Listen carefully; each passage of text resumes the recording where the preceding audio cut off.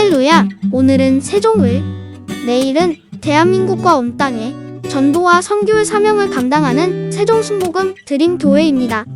하나님의 사랑과 은혜가 치유와 응답이 있는 성령 충만한 교회입니다. 구독과 중보기도로 드림가족이 되어보세요. 오늘도 주 안에서 참 좋은 날입니다. 고린도 후서 11장 1절부터 있는 말씀을 가지고서 공부하겠습니다. 원컨대 너희는 나의 좀 어리석은 것을 용납하라. 청컨대 나를 용납하라.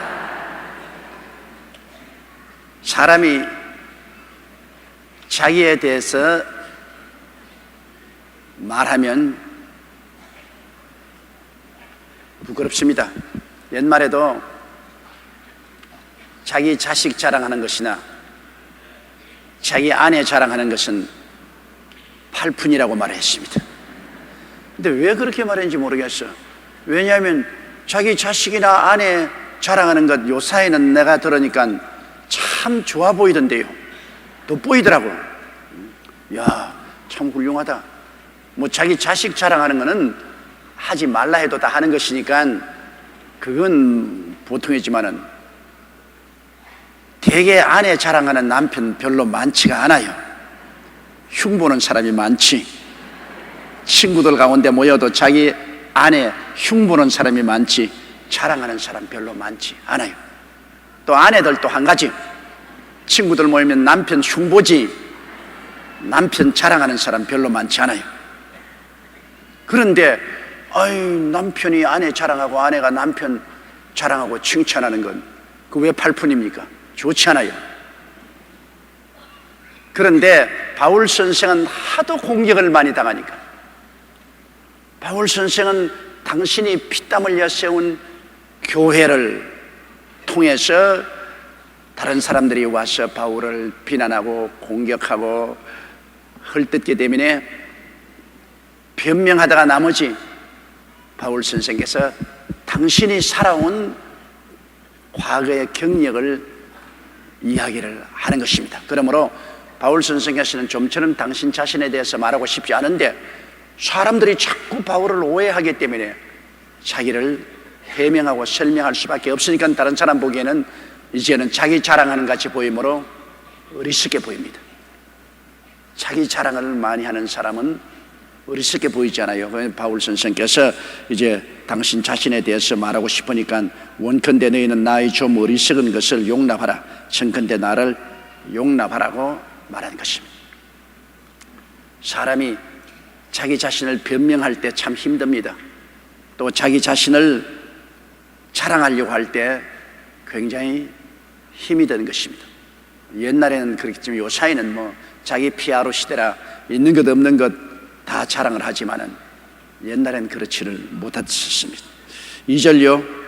내가 하나님의 열심으로 너희를 위하여 열심 내노니 내가 너희를 정결한 처녀로 한 남편인 그리스도께 드리려 중매함이로다. 우리의 교회와 예수 그리스도의 관계는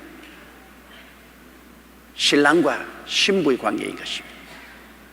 예수 그리스도는 우리의 주요, 우리를 지으신 분이시지만은 주님과 성도의 관계가 얼마나 밀접한지 주님은 우리의 신랑으로 표현이 되고 우리는 그 신부로 표현이 되었습니다. 그러므로 사람들의 신분이 얼마나 위대한 것을 보여주는 것입니다. 천사는 결코 예수 그리스도의 신부로 표현하지 않았습니다. 천사는 그냥 부리는 영이죠. 그러나 사람들은 지금 천사보다 잠시 못하게 지음을 받았으나 장차는 예수 그리스도의 신부가 될 사람들, 그 신분 상승이 얼마나 높습니까? 예수님과 결혼함으로 말미암아 우리의 신분이 예수님과 같이 되어버리는 것입니다. 하나님의 반열에 들어간다는 것 얼마나 무지무지하게 큰 신분 상승입니까? 그런데 우리는 피조물인 우리가 예수님의 신부가 되므로 하나님의 반열에 들어가는 놀라운 은총 속에 들어가 있는 것입니다. 보잘것없는 우리가 신랑 예수님 잘 만나가지고서 완전히 팔자 고친 겁니다. 신분 상승이 어마어마하게 된 거요. 육신의 사람이 천사보다 더 높아지고 하나님의 아들의 신부가 되었으니 이게 얼마나 놀라운 일인 것입니다. 우리는 지금 아직까지는 예수 그리스도와 결혼 안 했지만 약혼 상태에 있는 것입니다. 장차 예수 그리스도의 신부가 되겠다고 약혼 상태에 있고 예수 그리스도의 성령이 와서 우리 보증으로 도장을 쳐준 것입니다. 장차 7년 환란 때 공중에서 어린 양의 혼인잔치가 있을 때 우리 부활해서 공중에서 예수 그리스도와 함께 혼인잔치를 치르게 되는 것입니다. 그때는 이제 완전히 예수 그리스도와 함께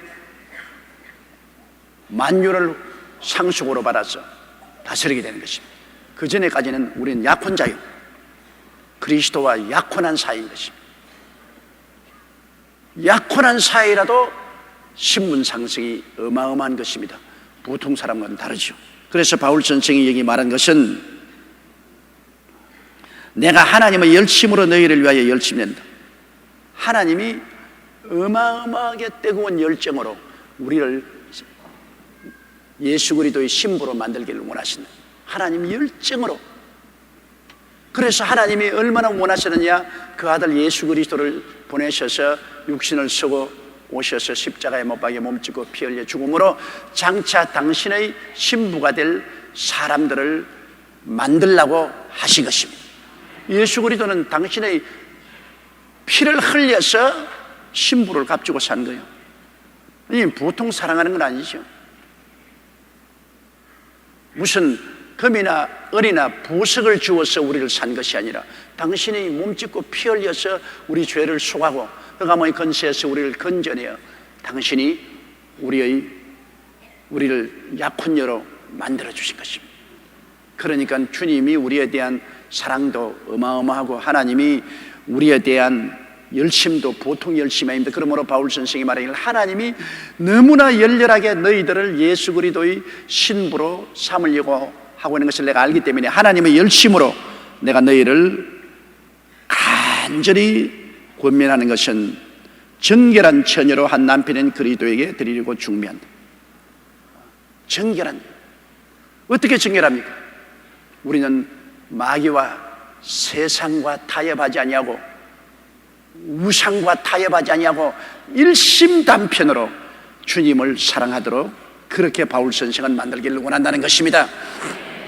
여러분 그렇잖아요. 약혼녀가 약혼을 하고 난 다음에 자꾸 다른 데 눈을 돌려가지고서 김씨하고도 한번 교제를 해보고 박씨에게도 한번 교제를 해보고 석씨하기도 한번 교제를 해보고 천씨에게도 한번 교제를 해보고 마음으로는 조씨에게 시집을 가려고 작정을 했는데 그렇게 하면 사람이 우습게 되지 않아요. 믿을 수가 없지 않아요. 한결같은 마음으로 한번 약혼했으면 다른데 눈을 돌리지 말고 일편단심 민들레꽃처럼 그렇게 해야 되지 않겠습니까? 그래야 신뢰할 수 있지 않아요. 우리 주님이 원하시는 그겁니다. 우리가 일단 주님과 약혼했으면 마음을 다하고 뜻을 다하고 정성을 다하고 목숨을 다하여 주님을 사랑하고 일편단심 주님만 따라가야지. 우리가 예수 믿는다고 하면서도 세상과 짜가고 마귀와 짜가고 우상에게도 같이 동행하고 이렇게 하면 주님이 볼 때 우리를 정결한 처녀로 보지를 아니하는 것입니다. 끊임없이 여러분 세상과 마귀는 우리를 그리로 끌고 가려고 유혹을 하고 있는 것입니다. 세상과 마귀가 얼마나 유혹합니까? 예수 중심으로 쓰지 말고 적당히 믿어라. 그 나라와 그 일을 먼저 구할 건 뭐냐? 그 나라와 그 일을 나중에 구하라. 먼저 너 육신의 정욕, 안목의 정욕, 이 세상 자랑을 다 채우고 난 다음에 그 다음 시간 있으면 예수 믿어라. 완전히 세상이 신랑 노릇하려고 하는 것입니다. 마귀가 우리를 죄악 가운데 끌고 가고 난 다음 죄와 타협하게 만드는 것입니다. 그러므로 우리는 세상과 마귀와 정욕을 이기고 주님을 중심으로 섬기고 모시는 이것을 하나님이 간절히 원합니다. 하나님이 성령을 보내셔서 우리를 주야로 경고하시고 경책하시고 회개시키시고 정결케 하셔서 마음을 다하고 뜻을 다하고 정성을 다하여 흔들림이 없이 예수님을 중심으로 섬기고 혼인날까지 그 발걸음으로 걸어가도록 하시는 것입니다. 그러므로 바울 선생이 그 하나님의 열심을 가지고 우리를 그리스도 안에 중매하려고 애를 쓰고 있는 것입니다. 3절요. 뱀이 그 간계로 이와를 미혹게 한 것 같이 너희 마음이 그리스도를 향하는 진실함과 깨끗함에서 떠나 부패할까 두려워하노라. 뱀이 그 간계로, 실제 뱀이 무슨 말을 합니까? 에덴 동산에 뱀이란 것은 타락한 천사 루시퍼가 뱀의 형상으로 온 것입니다. 실제 뱀이 아니라 뱀의 형상으로 온 것입니다. 그래서 천사장 루시퍼가 뱀의 형상으로 와서 아담과 하와를 깬 것입니다. 아담과 하와 하나님께 대한 일편단심이 그만 뱀의 말을 듣고 부패해버렸습니다. 그래서 하나님과 동등되려고 선악과를 따먹었으니 하나님께 반역죄를 지은 것입니다. 먼저 루시퍼가 타락했습니다. 루시퍼는 먼저 하나님을 반역하고 타락해서 마귀가 되고, 그 다음에는 아담과 하와는 꾀임을 받아서 타락했습니다. 먼저 타락한 거하고 꾀임 받은 거하고 죄의 차이가 있습니다. 마귀는 스스로 타락했기 때문에 다시는 돌이키지 못합니다. 그러나 인생은 돌이킬 수 있는 것은 꾀임을 받아서 죄를 지었기 때문에 원천적인 죄인이 아니고 꾀임 받은 죄인이기 때문에 돌이킬 수 있어요. 그러므로 뱀이 그 간계로 이와를 미혹해 했죠. 그럼 이와는 미혹당했죠. 뱀 때문에 스스로 타락한 것은 아닙니다. 미혹을 당해서 타락한 것입니다. 그러므로 지금도 잘 전도를 받아서 돌아오면 구원받을 수 있는 것입니다.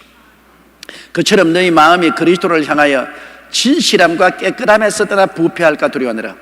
진실한 마음과 깨끗한 마음, 사람의 마음속에 진실성이 없으면 믿을 수 없지 않아요? 사람이 자꾸 거짓말을 하면은 믿을 수가 없습니다. 도박하는 사람은 얼마나 거짓말을 잘하는지 몰라요. 도박하는 사람이나 마약하는 사람의 말은 결코 믿을 수 없습니다. 도박에 아주 물이 든 사람은 입에서 나오는 모든 말이 다 거짓말입니다. 왜? 어찌한지 가서 도박하려고 나 한 번만 돈 내달라고 다시는 안 한다고. 그래가 그 돈 다 도박으로 날리고 와서 또 한 번만 더 이러면 또 돈 다 날리고 또 한 번만 더. 나중에 집 다 날릴 때까지 도박합니다. 그리고 아편 중독자도 그렇습니다. 나 한 번만 이 아편 맞고는 다시는 아편 안 맞을 테니까 돈 내달라고. 그러나 두고 계속 거짓말합니다. 진실성이 없습니다. 이 세상에 가장 큰 재산이 진실성입니다. 사람 신뢰를 할 수 있는 건 큰 재산입니다. 오늘날 우리 사회는 신용사회 아닙니까? 신용을 잃어버리면 아무것도 못하잖아요.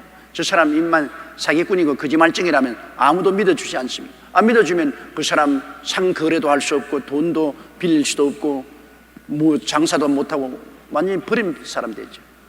그러므로 신뢰는 진실에서 오는 것입니다. 사람이 거짓말을 하지 않고 신실하면은 어려움을 당할 때 도움을 받을 수가 있습니다. 사람들이 그 말을 믿어주는 것입니다. 4절요. 만일 누가 가서 우리의 전파하지 아니한 다른 예수를 전파하거나 혹 너희의 받지 아니한 다른 영을 받게 하거나 혹 너희의 받지 아니한 다른 복음을 받게 할 때에는 너희가 잘 용납하는구나. 사람이 쉽게 이단에 넘어지 간다는 거죠. 우리가 증거한 하나님의 아들 예수 그리스도를 믿을 때는 어렵게 믿어놓고 난 다음 나중에 다른 사람이 와서 내가 재림한 예수다, 내가 20세기 예수다 이런 소리 하면 쉽게 넘어간다. 우리가 예수 그리스도로 말미암아 성령 받으라 할 때는 참 어렵게 받아놓고 난 다음에 이제 와서 다른 영을 받게 하면 쉽게 다른 영을 받는다. 참 진실한 복음을 증거할 때 어렵게 받던 너희가 거짓 복음을 증거하면 쉽게 넘어간다.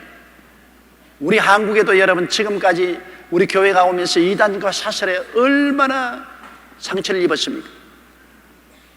한때는 동방의 의인이라는 사람이 나타나서 자기를 감람나무라고 해서 수없는 많은 성도들 천년성으로 끌어들여서 가정을 파탄시키고 재산 다 탈취당하고 교회가 수없이 상처를 입었어요. 그 다음에도 뭐 계룡산에 가면 계룡산에, 저 강원도 기도원에 가면 강원도 기도원에서 자기가 재림한 엘리야라 그러지요. 또 이기 오면 또 뭐 자기가 재림한 예수라 그러지요. 저 요사이는 또 세계적인 재림주가 우리 한국에서 나와가지고서 온 세계를 뒤흔들고 있죠. 그런 이단과 사설에 쉽게 넘어가니까 바울 선생이 탄식한 것입니다. 우리가 이 마지막 때 정말 조심해야 될 것은, 여러분, 하나님은 한 하나님밖에 계시지 않고 주님은 한 주 예수 그리스도밖에 없습니다. 2000년 전에 이 땅에 동정녀 마리아를 통해서 오셔서 우리 위하여 십자가에 몸짓고 피 흘려 죽었다가 부활하시고 장차 오실 그 주님 이외에 다른 주는 없습니다. 성경에 기록된 그 주 이외에 오늘날 어떠한 곳에 재림주가 왔다고 기사와 이적을 행해도 따라가지 마십시오. 바울 선생은 갈라디아서에 우리나 혹 하늘에서 나온 천사라도 우리가 전한 복음 외에 다른 복음을 전하면 저주를 받을지어다 했습니다. 저주받습니다. 성령, 아버지 하나님과 예수 그리스도의 영인 보혜사 성령, 그 성령 이외에 다른 영은 전부 사탄의 영입니다. 아버지와 아들과 성령 삼위일체 하나님 이외에 여러분 다른 하나님을 찾아갈 수가 없습니다. 그렇기 때문에 우리는 오직 오리지널 예수님, 오리지널 성령님, 오리지널 복음에 서셔야지, 어떠한 기사와 이적을 행하고 하늘에 불이 내려오는 그런 역사를 베풀지라도 성경에 하나님이 주신 오리지널 복음 이외에 다른 복음을 따라가면 저주를 받게 되는 것입니다. 그러므로 우리가 정신 차려야 돼요. 흔들리지 말고 굳세게 써야 되는 것입니다. 누가 무슨 말을 해도 하나님이 성경에 우리에게 오리지널하게 가르쳐 주신 그 진리 이외에 다른 진리를 따라가면 안 되는 것입니다. 5절에요, 내가 지극히 큰 사도들보다 부족한 것이 조금도 없는 줄 생각합니다. 지극히 큰 사도는 베드로와 야고보와 요한입니다. 12사도 중에 주님이 제일 곁에 주신 사도가 베드로와 야고보와 요한입니다. 사도 바울 선생은 예수님이 택한 12사도 중에 들어가지는 않습니다. 예수님이 죽었다가 부활하신 이후에 다메섹 가는 길에서 주님이 바울 선생에게 나타나시고 그를 회개시키시고 사도로 임명하신 것입니다. 그러므로 사도 바울 선생은 부활하신 예수 그리스도께서 사도로서 부르신 분이고 육신으로 계실 때 12사도 중에 들어가지는 않았습니다. 그렇기 때문에 사람들이 바울은 사도가 아니다, 예수님 육신으로 계실 때 선택한 12사도가 아니지 않느냐, 그러므로 바울은 사도가 아니다. 그래서 바울 선생을 배척을 했습니다. 어느 곳에 가도 바울 선생은 가짜 사도다, 그는 진실한 사도가 아니다. 그렇게 해서 바울 선생이 하나님 사역을 하는데 굉장한 어려움을 많이 겪었습니다. 그러나 바울 사도야말로 하나님께서 예수 그리스도의 부활 성천하신 이후에 친히 부르셔서 사도로 임명하십니다. 오늘날 사도 바울 선생이 안 계셨으면 기독교는 이 세상에 존재했을는지 모를 것입니다. 왜냐하면 신약 성경에 그리스도의 구원론의 가장 기본적인 진리는 하나님이 모두 다 사도 바울 선생에게 계시해서 기록한 것입니다. 그리스도의 교회가 바울 선생 같은 위대한 사도를 얻었다는 것은 우리 그리스도 교회는 큰 다행이요 축복인 것입니다. 그래서 바울 선생은 이게 말하기를, 내가 지극히 큰 사도 베드로와 야고보와 요한보다 부족한 것이 조금도 없는 줄 내가 생각한다. 내가 뭘 부족한?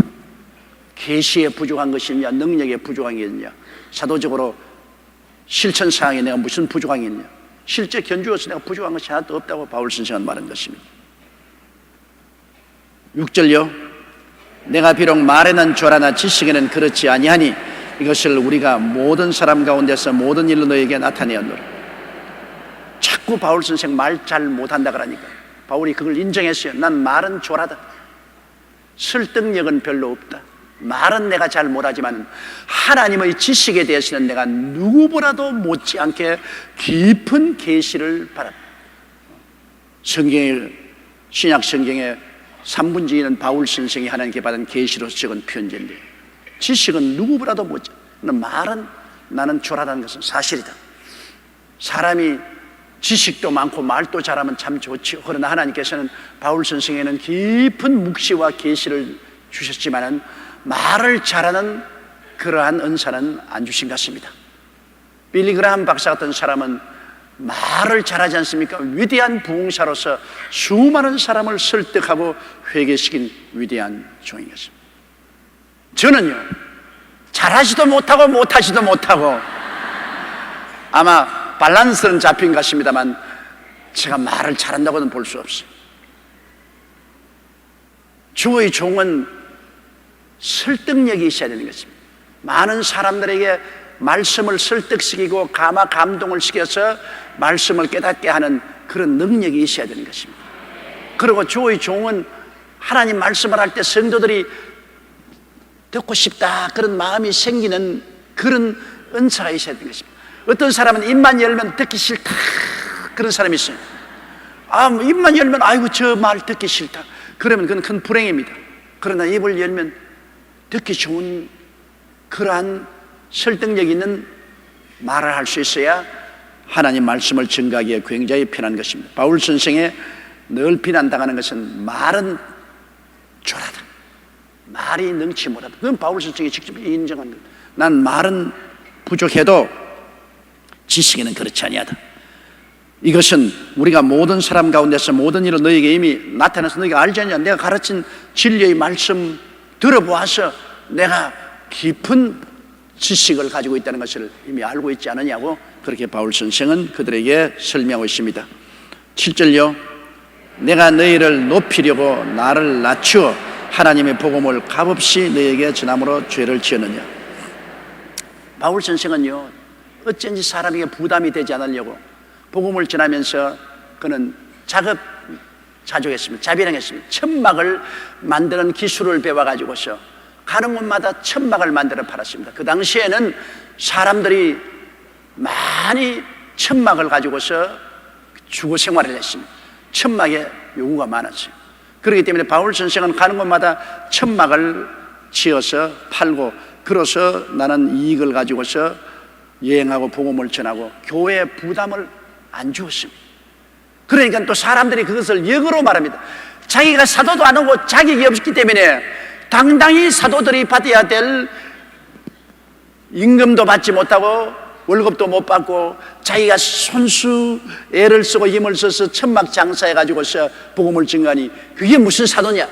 자, 돈 받아도 돈 받는다고 흉보고 안 받으면 또 안 받는다고 또 흉보고, 사람이 이 세상에 정말 사람들의 비평대로 살아가려면 힘듭니다.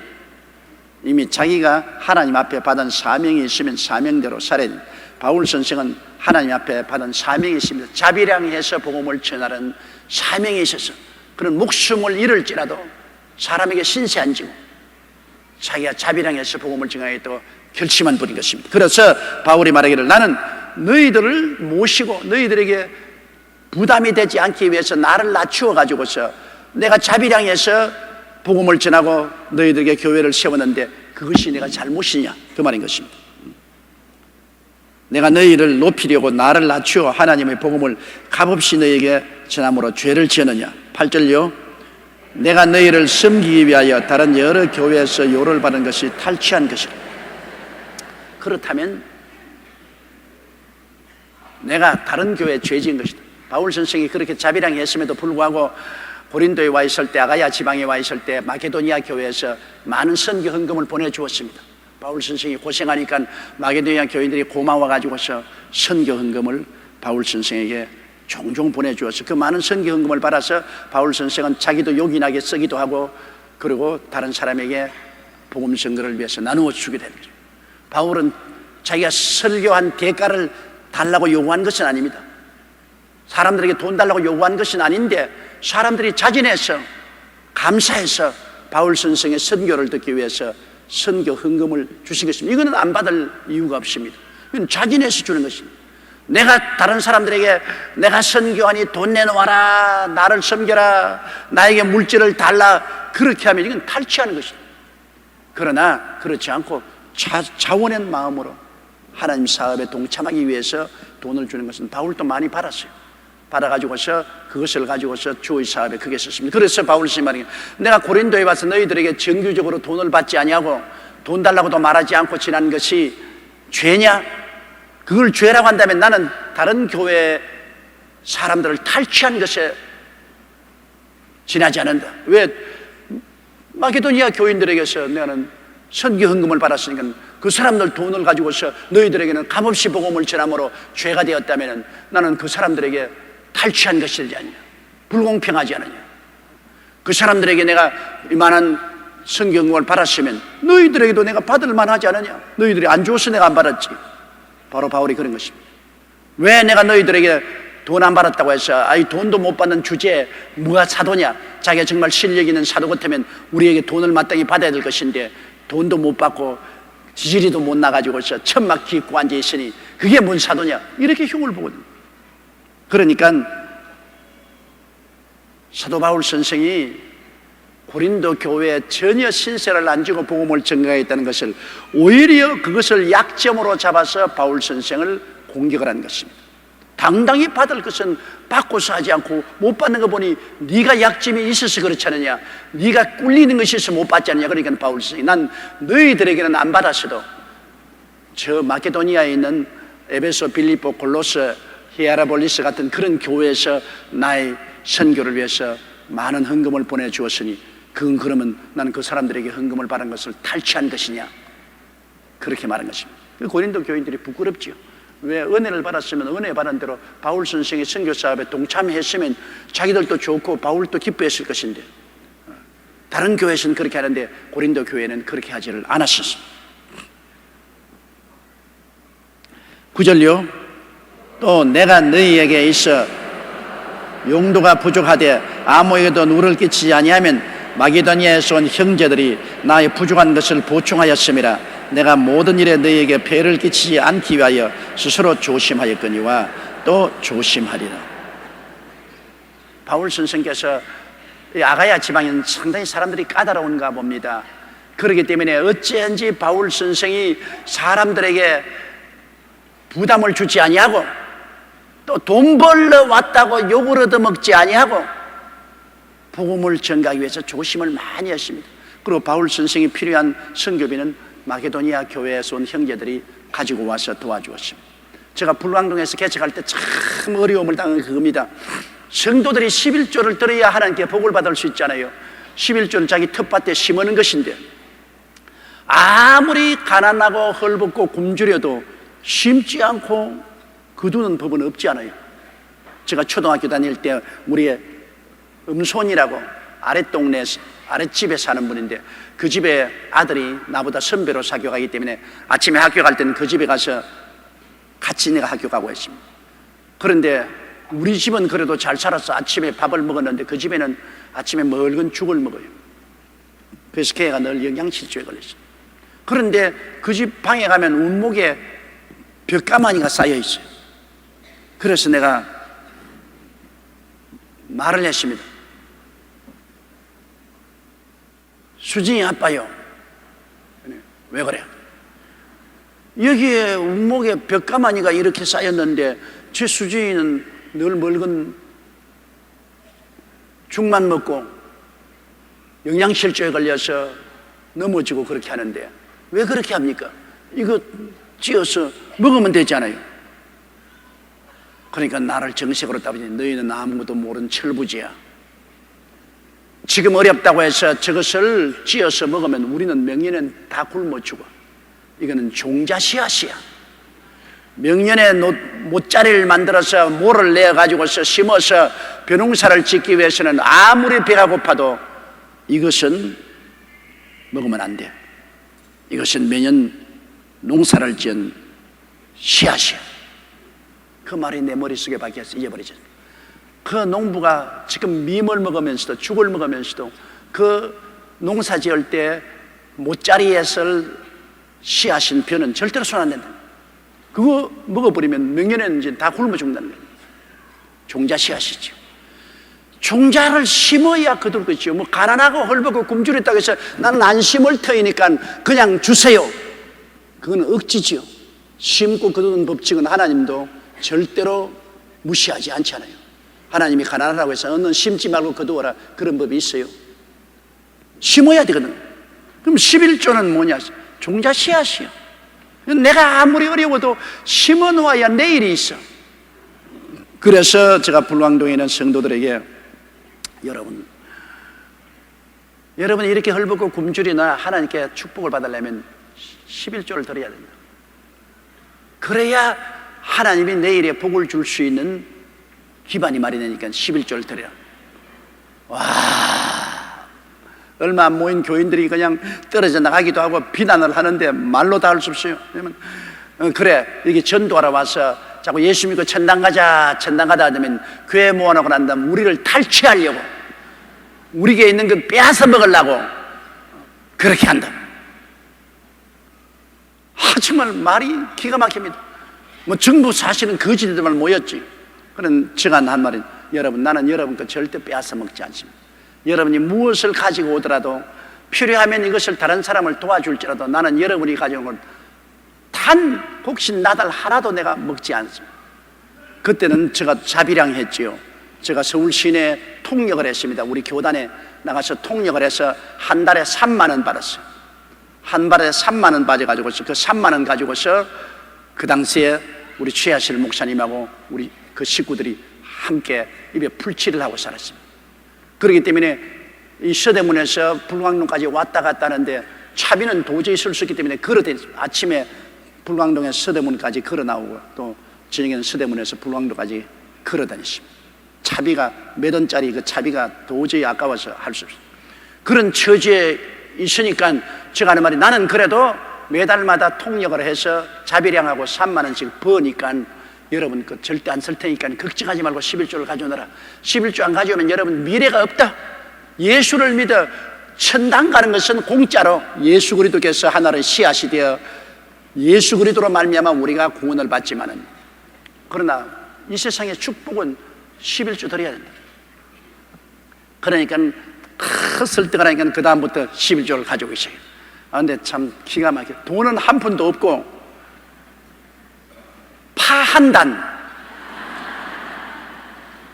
또 한 집에는 병아리를 깠다고 노란 병아리 몇 마리. 지금도 내가 기억하는 것은 그 박선생 집이라고 동대문에 살다가 낭패를 실망을 당하여 빈손 들고 불광동으로 나와 살았는데 요만한 종재기를 가지고 왔어요. 뚜껑을 덮은 그 여러분께 죽이 몇 술 깔더랬어요. 이게 뭐니까 아침에 죽을 먹었기 때문에 죽의 11조라고 죽을 다 먹었어. 그러니까 11조라는 것이 무슨 뭐 양파 몇 개, 배추, 그 다음에는 뭐 담아내기, 뭐 죽, 병아리, 뭐 이런 것만 가지고. 그래도 그거 11조 아닙니까? 그래서 그걸 받아가지고서 축복을 하고 그걸 솥에내가지고서 끓이고 뭐 죽도 만들고 해서 같이 거기 있는 사람에게 나누어 먹었어. 그러나 그때 사람들이 하나님께 나와서 그냥 기도하는 것이 아니라 자기들 최선을 다해서 11조를 드리고 하나님께 기도하니까 그 다음부터 하나님이 축복을 해주기 시작하는 것입니다. 심었으니까 이제 거두지 않아요. 그래서 성도들이 점점 직장도 얻게 되고 직장도 만들기 시작하고 생활이 나아지기 시작해서 그 가난한 사람들이 우리가 헌금해 가지고 그때 교회 지을 땅도 사고 교회 지을 벽돌장도 다 찍었다고. 그러니까 11조의 기적을 나는 확실히 믿습니다. 우리가 심으면 거두게 돼요. 아무것도 안 심으면 잡초밖에 무성하게 나지 않아요. 그러므로 여러분, 고린도 교회들이 이 문제가 많은 것은 고린도 교인들이 심지 않았기 때문에, 마게도니아 교인들은 심기를 잘했습니다. 바울 선생의 선교비도 도와주고 예루살렘에도 어려울 때 그들 11조를 거두어서 예루살렘에 보내고 심기를 잘했기 때문에 마게도니아 교회는 왕성하고 교회도 부흥하고 경제적으로도 부유했는데 고린도 교회는 말썽 많고 파벌 심하고 11조 잘 안 내고 반역하고 여러 가지 어려운 문제가 굉장히 많은 것은 바로 그러한 것입니다. 10절요. 그리스도의 진리가 내 속에 있으니 아가야 지방에서 나의 자랑이 막히지 아니하리라. 예수 그리스도의 진리가 내 속에 있어서 내가 그리스도의 진리를 너희들에게 값없이 전하기로 결심을 하고 절대로 너희에게 내가 부담을 주기나 신세 안 지고 이 아가야 지방에서 내가 복음을 본때에게 전하겠다고 바울 선생은 선언합니다. 난 너희들에게 앞으로도 신세 안 지겠다. 날 보고 너희들 탈취하려 왔다고 그런 말 하지 마라. 얻어먹을 데가 없어 너희들에게 복음 전하고 얻어먹으러 왔다고 그런 생각하지 마라. 나는 너희들에게 값없이 끝까지 아무 조건 제피지 아니하고 복음을 전하겠다. 나의 배후에는 마게도니아 교회가 있어 날 위해서 기도해주고 선교비도 보내주고 나를 도와주니까 나 마게도니아의 도움을 받아서 너희들에게는 값없이 신세 안 지고 복음을 전하겠다. 바울 선생은 이게 선언하는 것입니다. 그래서 진리가 내 속에서 나가야 지망해서 나의 이 자랑이 막히지 아니라 나는 값없이 복음을 전가한다는 이 자랑을 난 절대로 포기하지 않겠다. 11절요. 어떤 연고뇨 내가 너희를 사랑하지 아니함이냐 하나님이 아시니. 그러면 또 돈 안 받고 복음을 전가하니까는 바울 선생이 마게도니아 사람은 사랑하지만 우리를 사랑하지 않기 때문에 우리에게 신세도 안 지고 복음을 전하겠다고 또 그렇게 또 비난합니다. 요렇게 말하면 요렇게 책 잡고 저렇게 말하면 저렇게 책 잡고 우리를 사랑했으면 우리에게 돈도 좀 달라고 하고 우리에게 신세도 지고 그렇게 해야 될 것 아니야. 우리에게 신세 안 지고 나는 당당히 복음을 전해야 되니까 우리에게 대해서 냉정하게 대한다. 우리를 사랑하지 않는다. 바울 선생님 참 너희들 정말 그러기냐? 아야 맛깔랑기요. 그렇게 바울 선생이 말하는 것은 아니 막가기로 하느냐 이렇게까지 말을 하면 어떻게 하느냐. 내가 너희를 사랑한다는 것은 말도 안 되는 소리다. 내가 너희를 사랑함으로 말미암아 여기까지 와서 온갖 굴욕을 참고 온갖 어려움을 겪으면서도 값없이 복음을 전하고 있는데 이걸 왜 이해해 주지 못하느냐. 진실한 마음의 이해를 해주지 않아서 그 마음의 괴로움을 당하는 것입니다. 어떤 연고뇨 내가 너희를 사랑치 아니함이냐 하나님이 아시느니라. 12절요. 내가 하는 것을 또 하리니 기회를 찾는 자들의 그 기회를 끊어 저희로 하여금 그 자랑하는 일에 대하여 우리와 같이 되게 하리 하며 나는 끝까지 너희들에게 돈 안 받겠다. 끝까지 아무 신세지지 않고 너에게 복음을 증거해서 다른 이단 사신들이 와가지고서 바울은 엉터리다 사도가 아니다 바울은 하나님의 종이 아니라고 말하면서 너희에게 와서 돈 달라고 손 내미는 그 정체를 내가 폭로시키겠다. 자기들도 진실한 종이 되면 나처럼 살아가. 나처럼 헌신하고 부담이 되지 않고 신세지지 않고 그렇게 와서 복음을 전한다면 진짜로 드러날 것이다. 그러나 너희들을 이용해서 개인적으로 치부하고 돈을 모으고 스스로 유익을 얻기 위해서 한다면은 나의 생활과 비교하면 누가 올바른지 너희가 알 것이다. 나처럼 깨끗하게 부담도 안 되고 돈도 안 받고 복음 전하는 사람하고 부담이 되고 돈을 달라고 하면서 복음 전하는 누가 더 깨끗하냐? 누가 더 진실하냐? 누가 참되냐? 그래서 가짜들의 정체가 드러나게 하기 위해서라도 나는 절대로 너희에게 신세 안 지겠다. 나는 부담이 되지 않고 복음을 전하였다고 바울 선생은 여기에서 말한 것입니다. 13절요. 저런 사람들은 거짓 사도요 계율의 역군이니 자기를 그리스도의 사도로 가장하는 자들이니라. 저 사람들은 거짓 사도다. 나보고 사도가 아니라고 하지만 자기들은 거짓 사도다. 그리고 계율의 역군이다.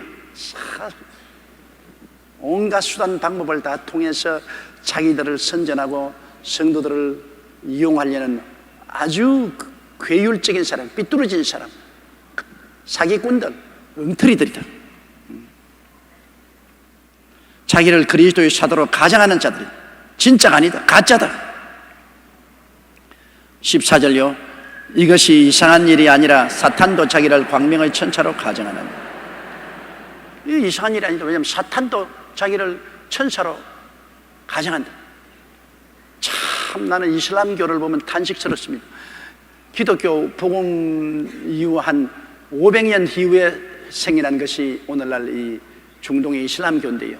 이 마호메토가 굴 속에서 기도하다가 가브리엘 천사가 와서 그에게 전달해 준 것을 묵시로 받아서 기록해서 코란을 만들고 그를 통해서 이슬람교를 만드는 줬다고 하는데요. 그러면 여러분, 가브리엘이면 뭡니까? 성경의 하늘나라 천사 중에 가브리엘은 서기 장관입니다. 미카엘은 군대 장관이고요. 하나님의 군대 장관은 미카엘이고 가브리엘은 하나님의 서기 장관인데요. 우리 성경에, 신구약 성경에 가브리엘이 그대로 있습니다. 가브리엘이 예수 그리스도가 탄생할 때 마리아에게 나타나서 그리스도의 탄생을 구한 것도 바로 가브리엘이었습니다. 그런데 바로 이 가브리엘이 마호메토에게 나타나 가지고서 알라 신을 소개하고 고란경을 알려주었다 그래요.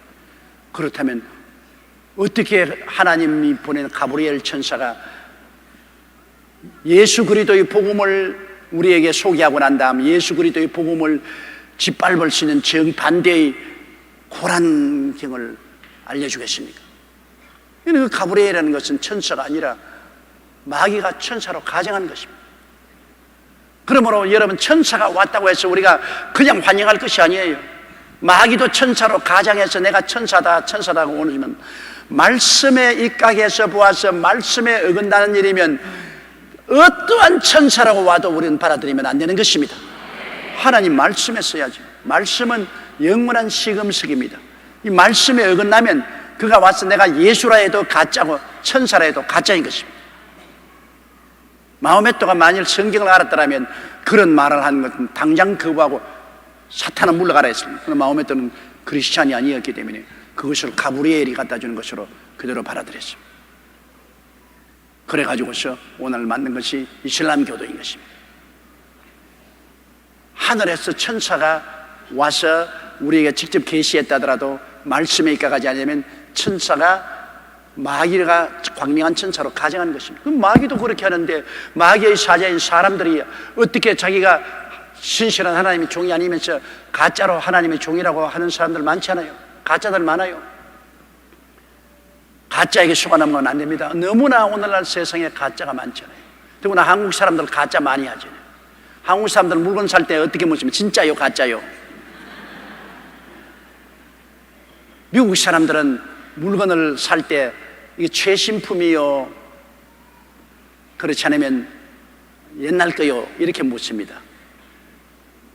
그리고 영국 사람은 물건 사면 이거 오래 쓸 수 있도록 질긴 겁니까? 오래 쓸 수 없는 것입니까? 그렇게 묻습니다. 일본 사람들은 물으면 요거 팔아서 돈 될 수 있습니까? 돈 안 됩니까? 묻습니다. 그러나 한국 사람은 요거 진짜입니까? 가짜입니까? 그렇게 묻습니다. 그래서 외국에 가면은 외국 상점에다가 사람들이 한국말로 진짜입니다 라고 써놨었습니다. 하도 한국 사람이 와서 늘 묻는 것이 진짜입니까? 가짜입니까? 모르니까.